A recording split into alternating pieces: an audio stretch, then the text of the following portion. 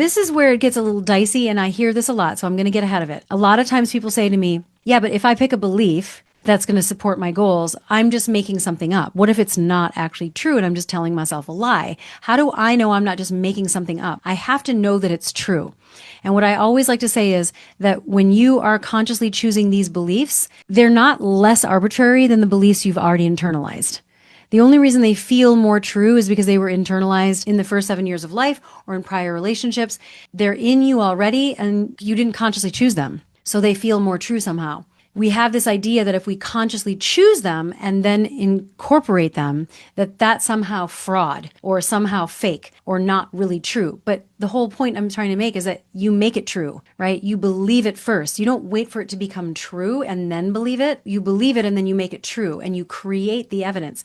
I think the human psyche, we want evidence, especially like, for example, if you're leaning into a marriage and your spouse is leaning out. A lot of times the spouse doesn't want to go all in on doing the work because their leaning out spouse isn't all in. And it's like, I need to know that they're committed before I can show up to do that work because I need to have that guarantee. I need to have evidence that it's going to work. It's actually the other way around.